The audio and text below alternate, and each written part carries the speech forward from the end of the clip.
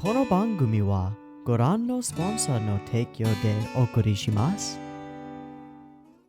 Alrighty, welcome everyone. I'm Teeaboo and I am here for Yorimoi episode 3. Last week we gained our third member of our crew. One remains. Don't really know who she is yet, but she was kind of introduced to us last episode. Has a cute little braid thing in her hair, and I kind of like her character design, but we'll see what kind of character she actually is. Our girls are, well, they're sprinting their way toward Antarctica and have interacted with some of the people responsible for the expedition and are on their way to actually getting involved in it and being allowed to come on this expedition. There are still plenty of obstacles in the way, but I have a feeling that in the next couple of episodes we're going to start really heading in that direction and moving our way there. We do have to pick up this one other character first, so I'm expecting at least one more episode kind of sedentary in place, but we'll see. Before we actually dive into the episode, there are a couple things that I want to talk about. So if editing me remembers, I'll put a timestamp up somewhere so that you can just skip ahead to when the reaction starts if you just don't care. But I want to talk about some of the things in the previous episode because I had some time earlier this morning. My neighbors were mowing the lawn, so I couldn't really record. They're now seemingly having some kind of like barbecue or party or something, which is kind of strange given the current quarantine status. But okay, sure, you do you. If you hear any ha ha ha ha in the far background that bleeds through, I don't know if the mic will pick it up, but if it does, that's why. But I had some extra time this morning, so I decided to rewatch episode 2 of Sora Yori. I've already rewatched episode 1, but that was a little while ago. But I rewatched episode 2 just this morning, and I started just thinking about it. And I have some thoughts about the way that I approached episode 2 during the reaction. So something that I did a lot during episode 1 and episode 2, but I think it came more to a head in episode 2, is that I spent a lot of the time discussing it, just comparing it to other things, just being like, oh, this is like K-On! Or this is like Hibike, and yes, I made those comparisons a lot to KyoAni shows, because so far Sora Yori, as a character-driven, sort of dramatic, sort of comedic story, reminds me deeply of KyoAni's works, a lot of them. But in thinking about it, I don't think that's a really good way to approach criticizing or reviewing a show, or even just discussing and talking about it to an audience of any size. I don't think it's a really ideal way.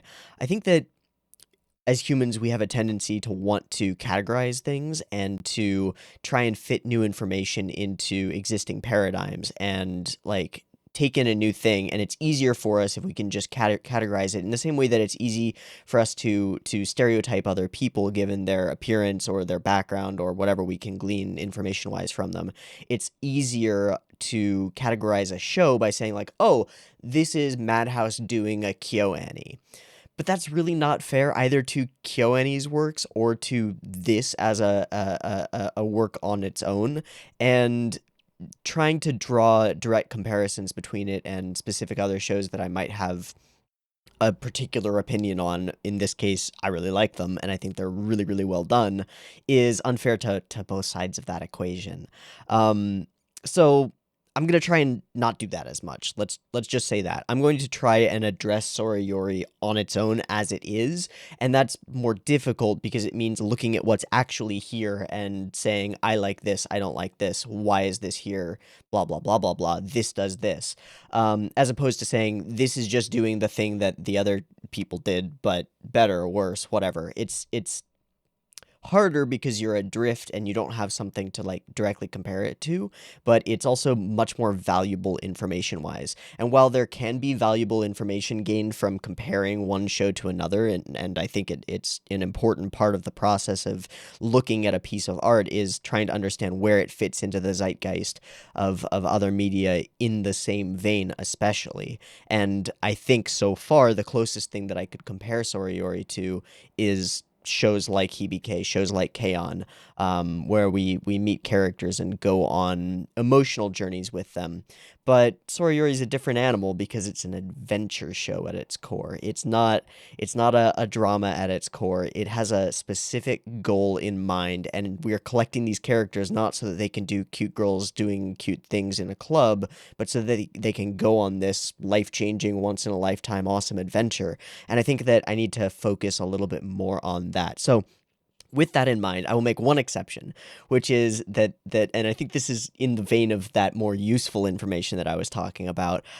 It's been bugging me in the back of my head. Why do the character designs in Yorimoi feel or Yorimo Yor fuck why do the character designs feel so unique and yet so familiar? And I finally realized that it's because the highlight style reminds me deeply of Carol and Tuesday, and there's not really any staff connection or any other connection like that. It's just that I finally clicked and was like, oh, it's because the way the highlights and the hair are done reminds me of Carol and Tuesday, and that's the only thing that's like irking me in the back of my head. Got it. Great. Um, and then I wrote down a couple of other things that I just want to talk about really quickly. I will stand by some of my impressions on the street scene when Kimari and Shirise are communicating and they have their little mini semi spat that doesn't really turn into anything. I'll kind of stand by my opinion on that as just a standalone thing. I think that that scene could have been more emotionally impactful, but I will backpedal a little bit and say that, well, I'll say two things. I went and I watched that scene. Oh no, that's for the other one. Ah, ignore me. Um, I think that it could have been more emotionally impactful, but it doesn't necessarily need to be. It was in episode 2. We don't need hard-hitting, emotional climactic moments in the early parts of our characters just getting to know each other. Little spats like that between friends happen, and they don't have to be earth-shatteringly emotional. So I still think it could have been handled better, but it did fine for what it's there for. The one that I definitely want to focus on is the running scene, which I compared to the running scene in Hibike, which I now know is in episode 12 of Hibike, where Kumiko runs across a bridge saying, I want to improve, and has this massive revelation about herself and her place in her life and her goals. They're very different scenes. I've gone and rewatched the Hibike scene now because I was uncertain of my own analysis, which is a thing that happens more frequently than you might think. And they're completely different scenes with completely different purposes in the narrative. One is almost a climax for a character at near the end of a character growth arc, and the other one is just the beginning of an arc. One is a revelation about yourself that builds into finally breaking into a run and screaming, and the one in Sora Yori is not. We start out running and come slowly to the revelation that this is kind of fun, this is kind of cool, this is kind of exciting and enjoyable, and it's an adventure within the city. And so I want to backpedal completely on comparing the two running scenes. They're totally different, and I definitely shouldn't have compared them. Um, it's an easy comparison to make on a surface level. Yes, we have two female characters who are both kind of adrift and don't really have their goals, coming to some revelation about what goals they actually want to set for themselves and who they want to be going forward. But one's completely internal and the other one's more external, and they're very different scenes, and I shouldn't have compared them, so sorry for that. And then the final thing that I just want to touch on is I got caught up in the flow of the episode last time, completely caught up in it, and failed to mention just how cool some of those cityscape backgrounds were when they were running through them and before. Just once we start in the city with the bright lights and the buildings everywhere and the somewhat claustrophobic alleys and the crazy bridge sequence, those backgrounds are nuts. And I just wanted to point that out because I didn't really give it the credit it was due, and I thought that on second viewing, I really soaked in those backgrounds and really enjoyed them. So that was cool. Anyway, that's the whole spiel that I wanted to get through at the beginning of this episode. I'm gonna try to not compare so much and focus on actually analyzing the piece of media in front of me, which is kind of what I was supposed to be doing anyway. But I just wanted to make that clear to you. And you know, if I verge on like what do you call it? Relapsing. Let's call it relapsing into old habits. Then feel free to just throw some shade my way in the comments. It's totally fine. Anyway, we've got another episode of Sora Yori or Yorimoi up in front of us. We've got one more character to collect before we can actually venture out on our journey. We have some leads, let's say. There's some stuff going on with the Antarctic expedition that will somehow eventually lead us into actually getting on board. I'm not worried that we're actually going to get on board. There are lots of like promotional photos that actually show them in Antarctica, so it would be kind of ridiculous for an adventure show if they didn't go on the adventure. Though that could be a fun twist. But it won't happen. We're gonna go. It's just a matter of when and how and what happens in between. But we're going to start finding out about that. So let's meet our final fourth character, find out what the hell she's about, and why she wants to come on this expedition, because that seems to be the important thing. What are your personal stakes in this? Everyone else has theirs, kind of. Shirase has her own. Kimori just wants to do a thing, something. Names. I wrote them all down. Hinata, Jesus, I love her so much, I can't remember her name. I keep confusing her in my head with Yayaka from Flip Flappers, which I'm watching on Wednesdays. It's weird, I don't know why, but I do. In any case, she has her own reason, which has to do with a little bit of jealousy, a little bit of envy, but more than that, she's got her own sort of personal drive to do something cool and interesting before she can't anymore, and that's cool. So, what is this last girl's deal? I don't know. How will she change the dynamic of our foursome? I don't know, but we're gonna have this foursome for the rest of the show, so I'm definitely interested in finding out. So, I've got episode 3 of Sora Yori up and ready to go. It's sitting at 0 seconds. I'm staring at a tanuki. It's a pretty cute little statue guy. I kind of want to give it head pats, and it looks like it's either been sprayed with water or just rained on or something, but it's glistening in the sunlight. Anyway, that's just the first frame. I can see that. I've got the episode up. It's at 0 seconds. There will be 2 versions of this reaction, as usual. You can find a picture-in-picture version with the video up there, linked in the description, and a timer-based version up on YouTube. If you want to do a sync thing and sync up your own copy of the episode with the timer-based version up on YouTube, you are welcome to do so. Just get your copy ready, because the beep timer to count you down will be coming at you soon. And if you want next episode's reaction a week early, it'll be up on Patreon sometime today when this goes up on YouTube. So check that out if you want to. Also linked in the description-do. Shall we go on an adventure? Yes, we shall. Beep timer.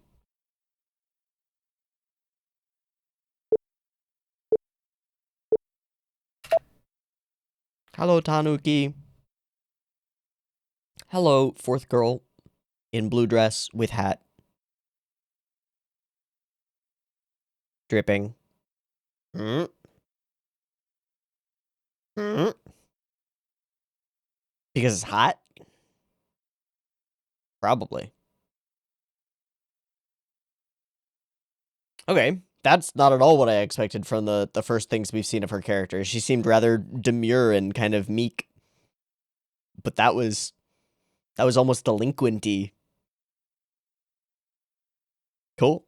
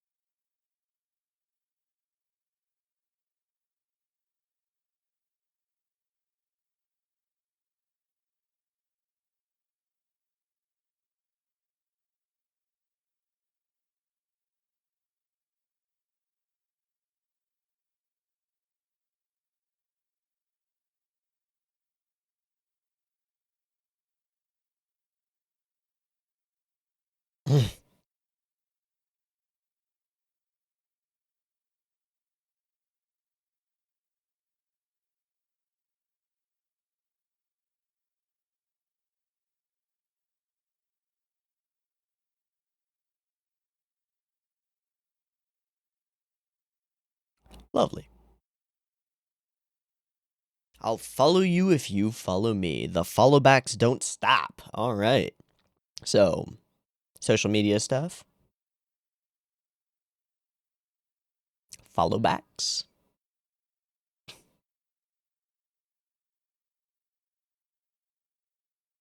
Yeah, what? Ah. All right, you are a little demanding, though.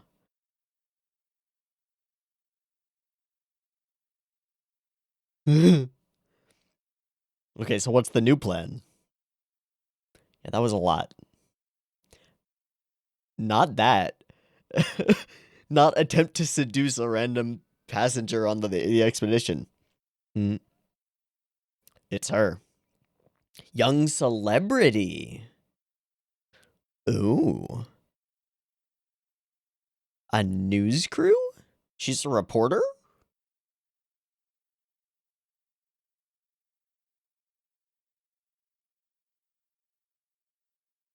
Awesome.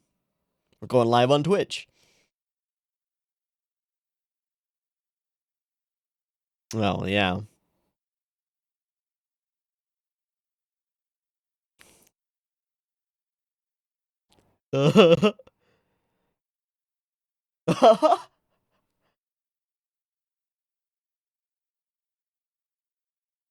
Yeah, I don't think that's going through, man.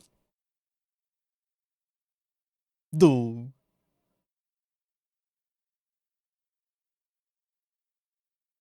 Hey, and it's done. Ah! Oh, is she arriving here? She just walked in.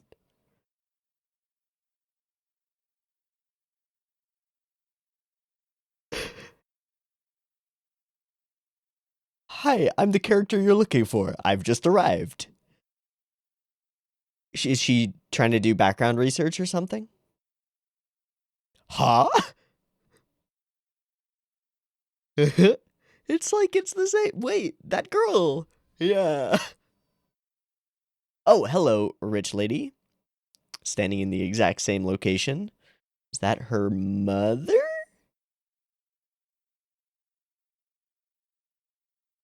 Ah. Ah. Oh. Oh. Guys, please, let's not. Yeah, let's not.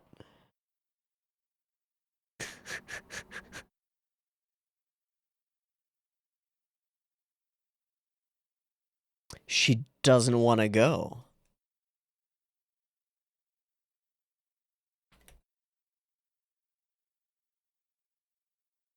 She overheard them, right?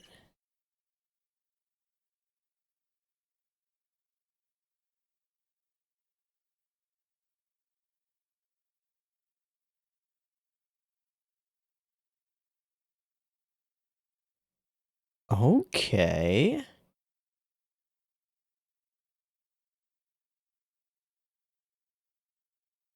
Yeah, this is like manna from heaven for her. This is the greatest gift.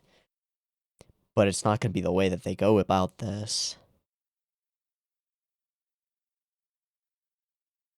So, how do we get her interested in going?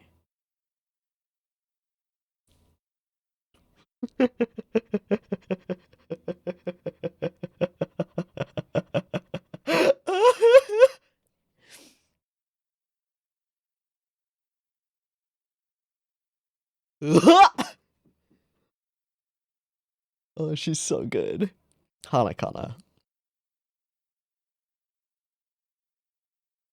Is that the woman?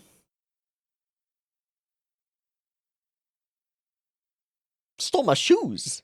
It is. Are you the mother? Handler? Agent? Producer? Manager. Alright.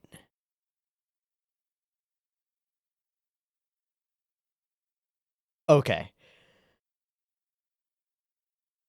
Double okay, I understand. And this is part of the whole ploy to get more publicity onto. Okay, okay. Nope. This is my dream.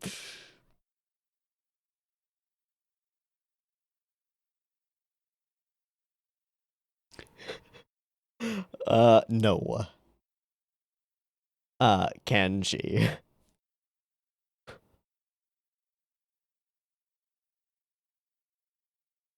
Oh, I'm sure you can.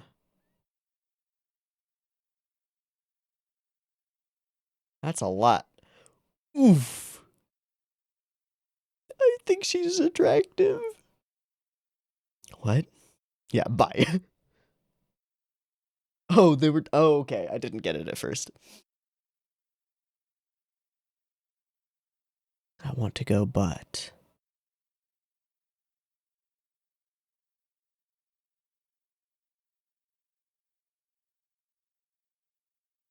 So she's distant from all her peers.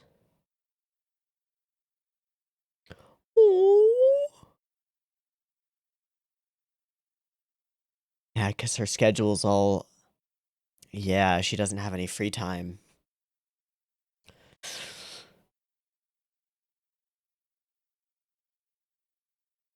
I just want to be a normal...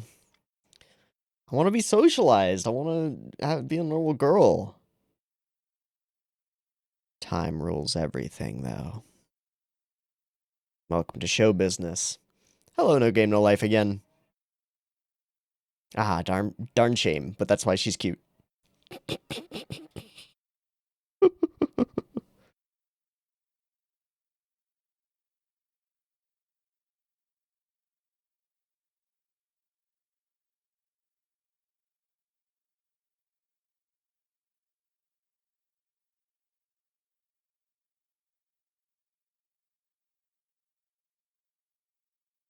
Ah. Easy as cake. No problem there. She just doesn't want to go. And has no interest in all the things that you love about Antarctica. She's just gonna be like, look at the cute penguins. I don't like penguins. They're creepy.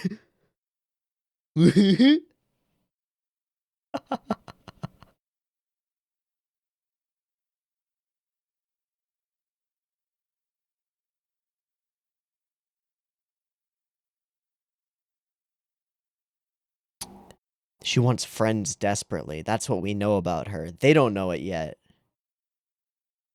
But they can provide that. Givu ando teku. Start by asking her. That's a really good... Fuck yeah! Hey, look, let's actually communicate. Instead of coming up with a harebrained scheme. I think she's a much better planner/leader. Oh.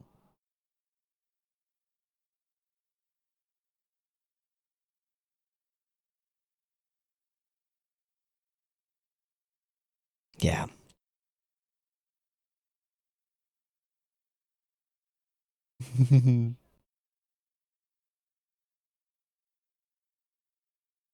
She did. Yeah, she did. She did put her hand on her hand? Lewd. Lewd.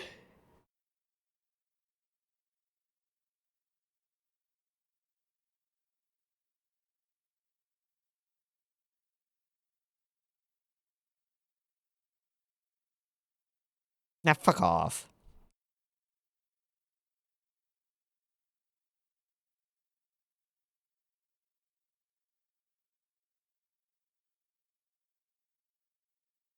Megumi, right? Hello. Seducer. Uh-huh. We just, all three of us happen to be here. Sitting around the corner, waiting for you. I guess it worked.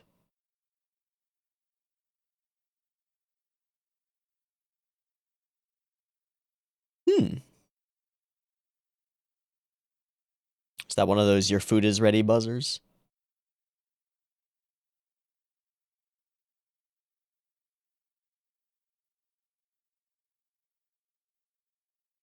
Why don't you want to go? There we go.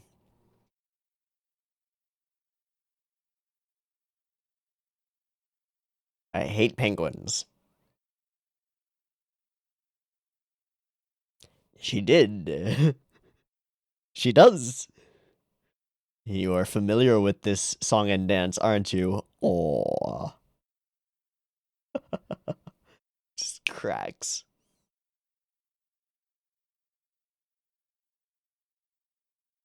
Oh, she is beyond reserve. She is walled off.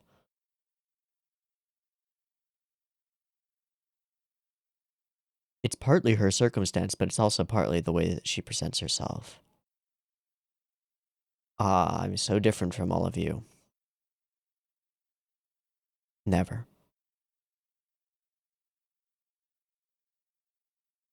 Fuck!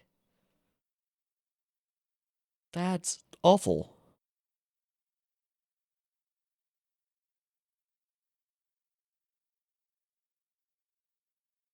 Yeah. Completely distanced from her peers. And controlled by her mother.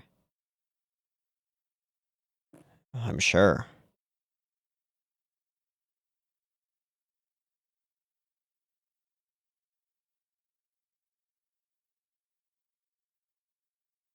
Do all the high school things, yeah.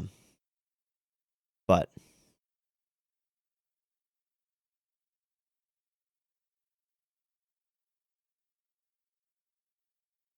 and they did reach out to her. Oh, but it's false. Oh, it's people want to get close to her just because of her fame. Fuck.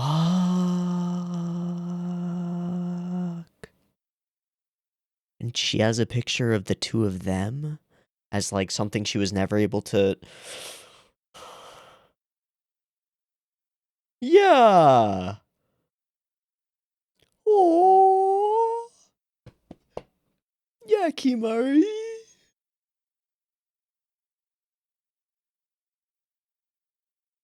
Not to the same degree. We hardly know each other.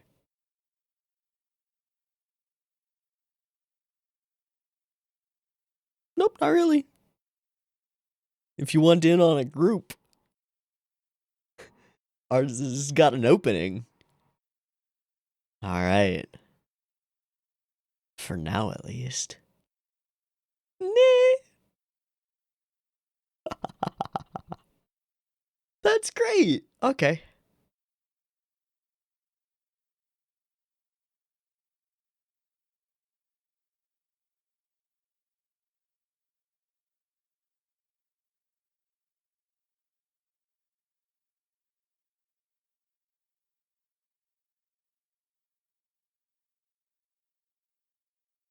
Asking the real questions. We have a goal.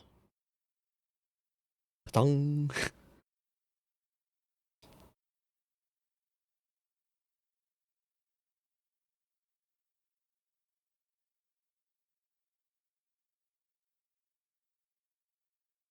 It's better if we go together.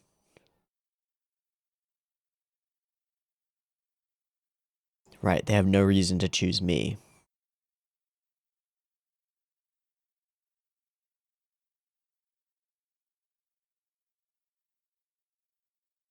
I have a feeling you're right about that.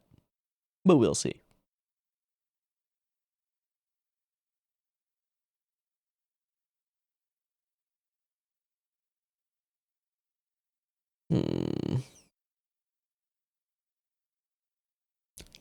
Give you a little hug. Yeah. Yeah.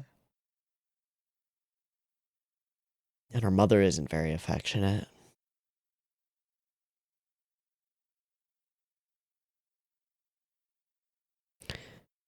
It's in the ballpark.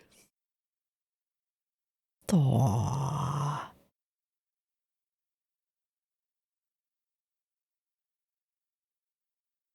Who is not? Is it at the window? It is. Hello. We're kidnapping you.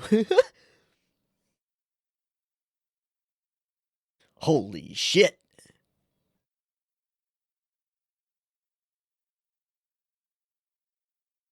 Alright, that's amazing. Hey.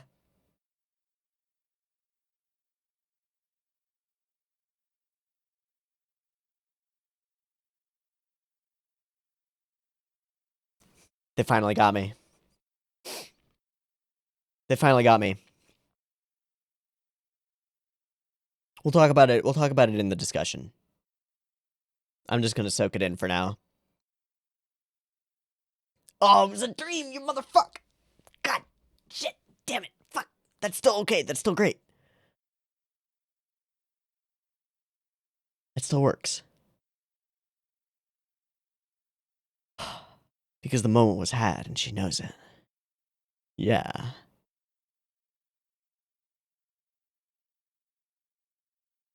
But reality. So.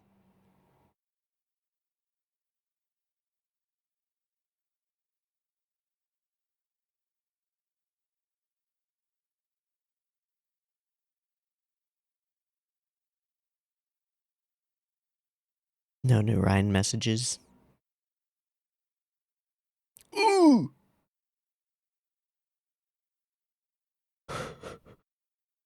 Oof. They didn't deserve you anyway. Fuck them.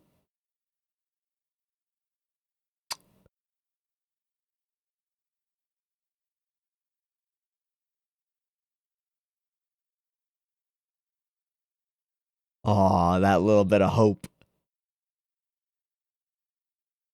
Could it be? It could!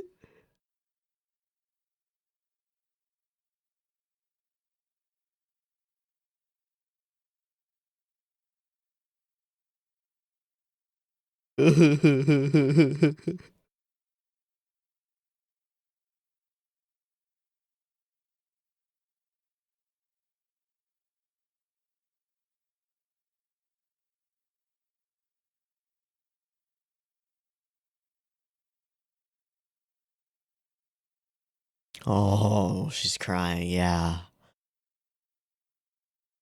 She thought it was a dream, that it couldn't be real. And here it is.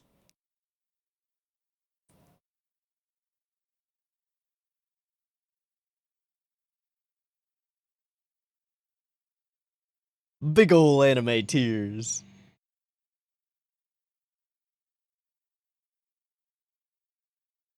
Yeah, it must have been your fault.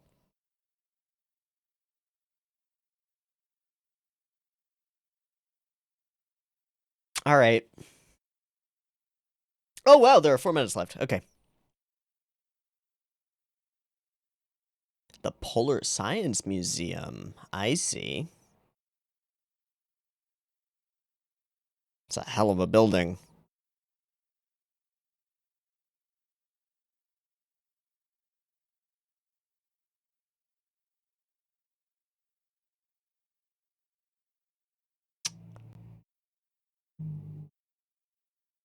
She made it happen.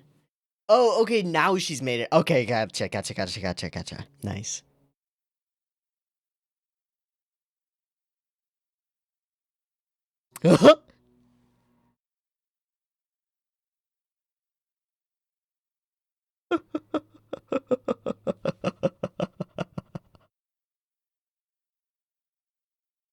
Is that a boring machine? For ice core samples? I don't know what that was.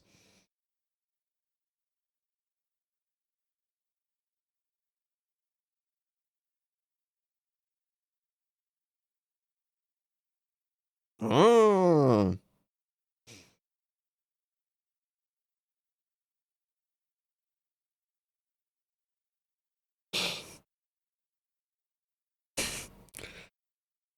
Or freezing.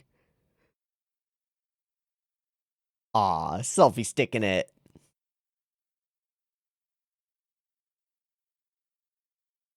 Hello, Aurora. Is this an exhibit? Yep. IMAX.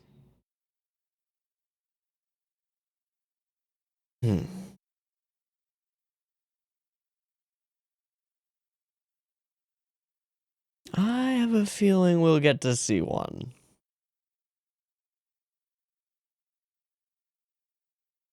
It's a very real possibility. Hey, that's pretty cool. Ah, there's the ED. Aww. Bookending the whole thing. That's nice. I could just die and then context change for the same line. That's nice.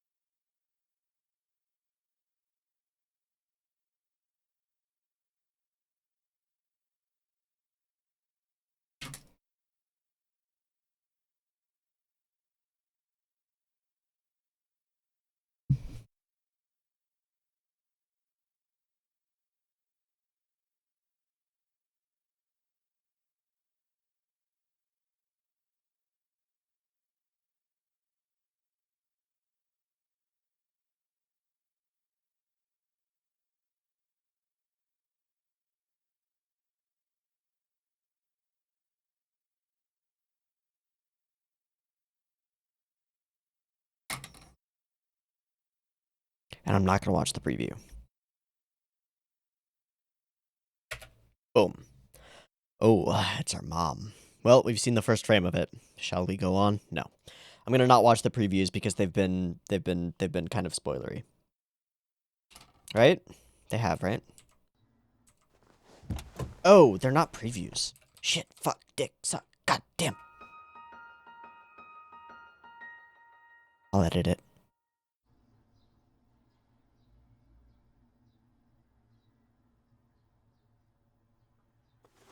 Mother? No, that's her...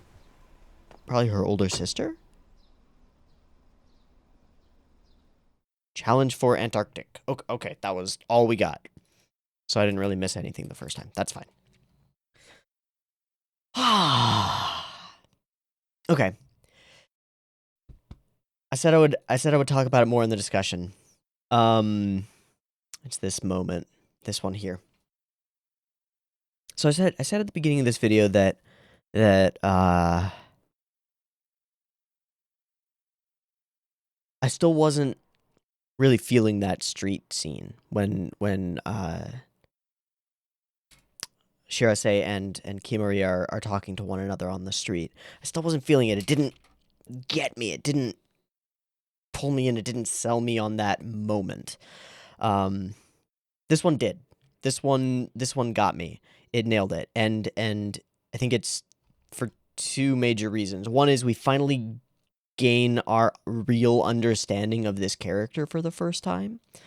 And we've built up to it over the course of the episode, and I think that her character introduction was just fantastic. We've got this character who's caught and stuck, and unlike Kimari, who doesn't really have direction or a goal, she has a very specific thing that she wants. She wants friends, but her lifestyle and her family won't allow that to happen, just by the nature of things.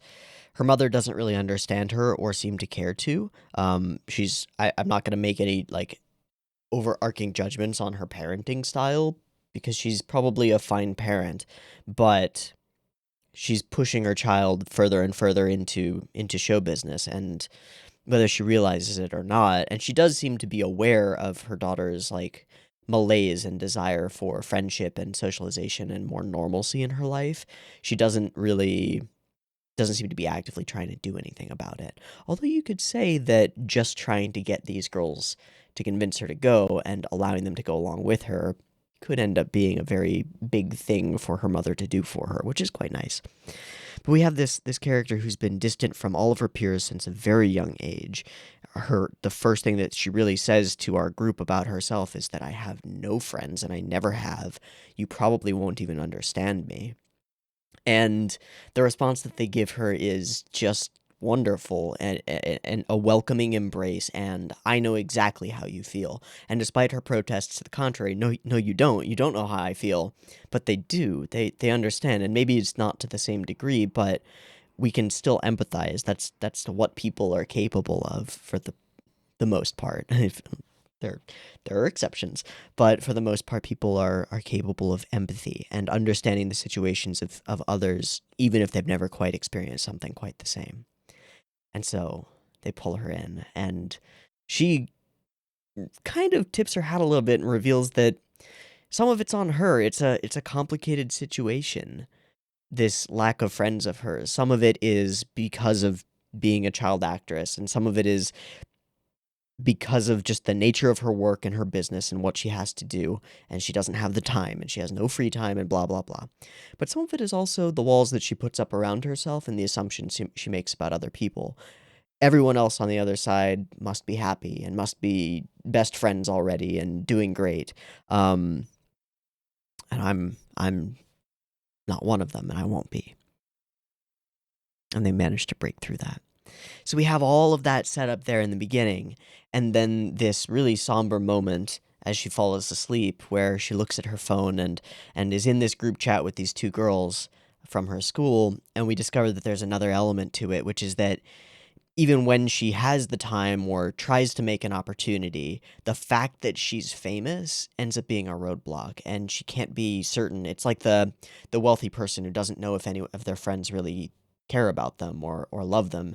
She knows that these people are just interested in getting closer to her because it'll up their own credibility because she's famous. They just want the autographs and the sign and all of that stuff. And our characters are three. They react very much the same way once they find out. When she walks into their house, into Shirase's house, their almost immediate reaction is, "Can I have your autograph? Let's take a selfie." And she just, very practiced, like by the books, by the rote saying way, something that she's said 1,000 times before. "Sorry, no, you can't post unauthorized photos of me on social media. It's part of a thing. Don't do that." But that's the moment. They react exactly as she expects that they would, and so all of her assumptions are confirmed. And we see that she's experienced this many times before, but the longing that she has for connection and friendship is so strong.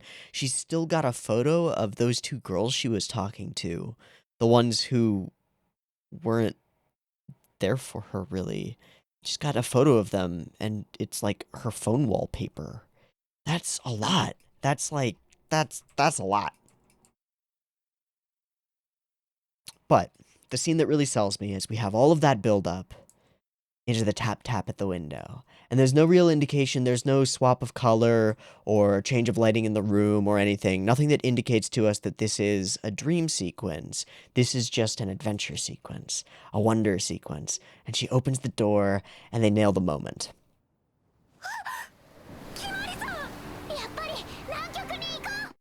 Let's go! Let's do it. It's like something out of a Disney movie. Prince Aladdin shows up on his flying carpet outside your window and whisks you away to a whole new world. It's yeah, it's adventurous and fun and crazy. Peter Pan shows up and pulls Wendy out to Neverland. It's got this mythic, almost fairy book quality, which makes sense given that it's a dream of a teenage girl. But it works. It works, and they nailed the sound and the wind of it and the craziness of this whole thing, and it works so well because we're not clear that it's a dream sequence. And given their previous little journey, little adventure, it's believable. It's I would buy that Kimari would convince everybody else to get a gigantic extension ladder and just like climb their way up to her window on a ridiculously windy, dangerous day because they're crazy. And so this works and it seems real, but we pull out the rug from under it and it's a dream sequence. And that brings us back to that point of, oh, I guess this was too good to be true. I guess this was too much, as she awakens on the floor, having fallen out of bed, but she has herself a little giggle before lapsing immediately into, "This is the reality that I'm in." Well, it was a nice dream, a strange dream, but she still wishes she could hear it. And after enough times turning people down, they give up. They leave her be. Damn.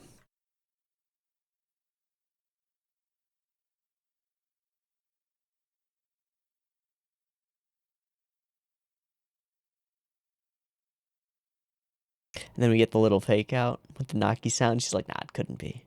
But it is. What's up? We're here. We're going. Let's go. "We heard you had a job in Tokyo."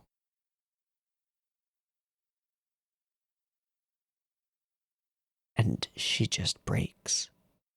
And they really don't know why, but we do. We got to see the whole little emotional journey that she went on, and it's wonderful.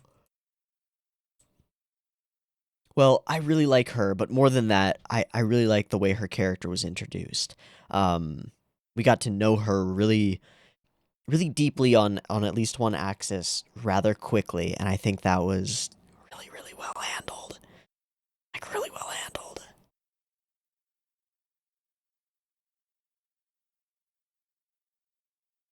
Yeah, can I get an autograph and a handprint? And then the goofiness with trying to trying to make themselves a worthy replacement. Ha.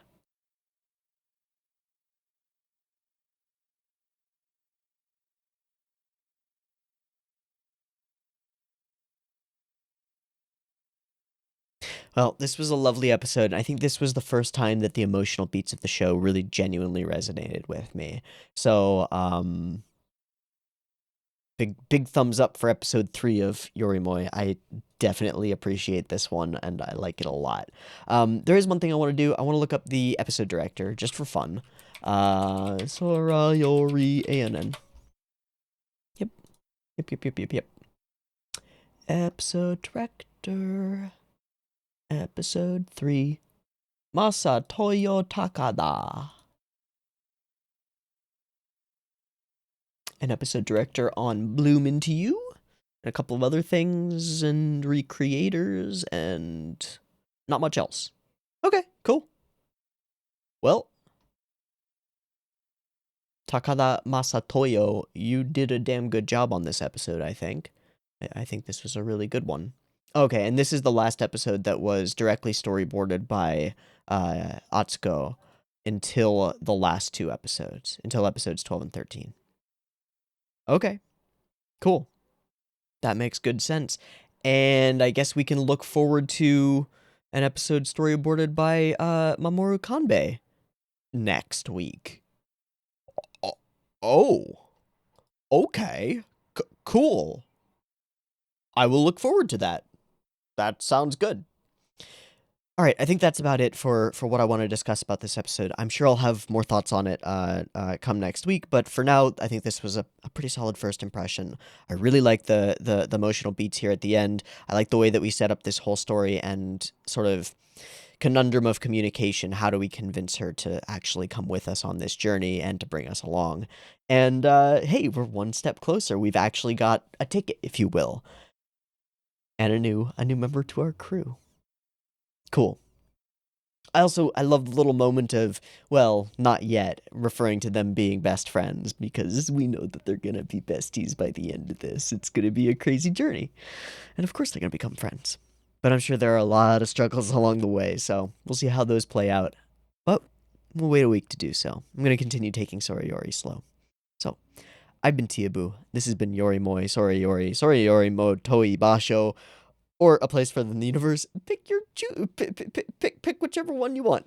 I hope you've enjoyed this episode as much as I have. If you have thoughts or concerns or anything else that you want to throw in the comments, please feel free. I read them. Please don't spoil anything. That would be really appreciated, because I read them.